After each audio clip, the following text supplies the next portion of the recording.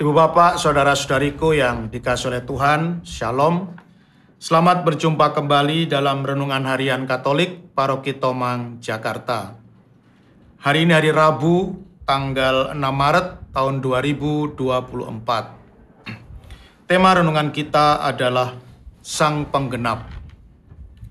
Ibu bapak, saudara-saudariku yang dikasihi oleh Tuhan, satu kali ketika saya selesai membaptis, memimpin misa pembaptisan dewasa, selesai membaptis banyak katekumen. Kemudian saya di sela-sela ramah tamah, saya bertanya kepada seorang bapak yang baru saja saya baptis, mengapa bapak tertarik untuk menjadi pengikut Kristus? Mengapa Bapak memutuskan untuk meninggalkan agama Bapak, kemudian memilih menjadi seorang Katolik? Dan Bapak ini pun kemudian bercerita, Romo, kalau boleh jujur, saya ini sebenarnya sudah pindah agama 4 kali. Jadi sebelum menganut Katolik, saya sudah pernah menjadi penganut 3 agama yang lain. Katolik ini yang keempat. Tetapi saya yakin dan saya merasa pasti bahwa Katolik akan menjadi agama saya yang terakhir. Katolik akan menjadi agama saya yang terakhir. Saya tidak akan mau lagi pindah ke agama yang lain lagi. Lalu saya pun bertanya kepada Bapak itu, loh, memangnya apa istimewanya agama Katolik ini, Pak? Kemudian Bapak ini pun bercerita, Romo, ketika saya menjadi penganut agama-agama lain itu, memang betul bahwa kalau dikatakan bahwa semua agama itu mengajarkan cinta kasih. Jadi saya rasa itu betul. Setiap kali saya mempelajari agama lain, memang semua agama itu semuanya mengajarkan cinta kasih. Tetapi saya kesulitan menemukan contohnya.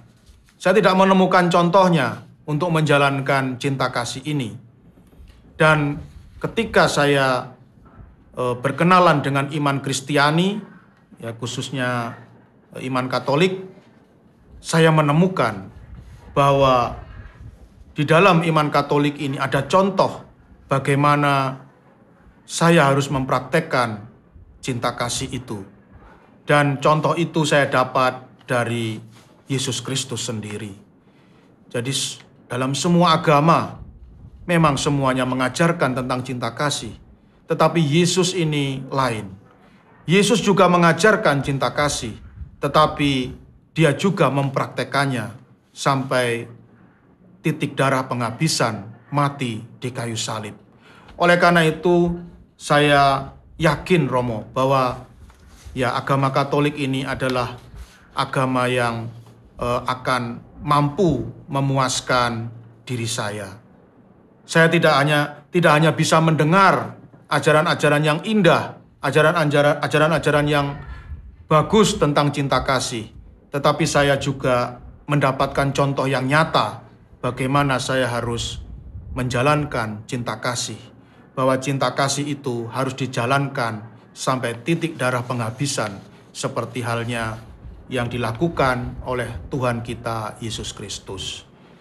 Nah, Ibu Bapak, saudara-saudariku yang dikasihi oleh Tuhan, itulah sharing yang luar biasa dari seorang bapak yang baru saja saya baptis. Bahwa ia melihat bahwa di dalam iman Kristiani itu ada kesempurnaan. Karena bukan hanya ada ajaran, tetapi juga ada contoh bagaimana kita harus menjalankan ajaran itu. Ibu bapak, saudara-saudariku yang dikasihi oleh Tuhan, dalam Injil Matius bab 5 ayat 17 sampai 19 yang dibacakan dalam perayaan Ekaristi hari ini, Tuhan Yesus bersabda, "Janganlah kamu menyangka bahwa aku datang untuk meniadakan hukum Taurat atau kitab para nabi. Aku datang bukan untuk meniadakannya, melainkan untuk menggenapinya. Karena aku berkata kepadamu, sungguh, selama belum lenyap langit dan bumi ini, satu iota atau satu titik pun tidak akan ditiadakan dari hukum Taurat sebelum semuanya terjadi. Mengapa Tuhan Yesus berkata bahwa ia tidak akan meniadakan hukum Taurat? Karena memang hukum Taurat itu sungguh sangat baik. Hukum Taurat itu sungguh mengajarkan sesuatu yang baik, yaitu cinta kasih. Sama seperti yang diajarkan oleh Tuhan Yesus Kristus. Sehingga Tuhan Yesus pun akan mempertahankan hukum Taurat. Tidak akan pernah dia tiadakan.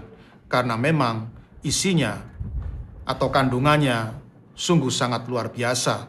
Mengajarkan cara bagaimana manusia memperoleh kebahagiaan, yaitu cinta kasih.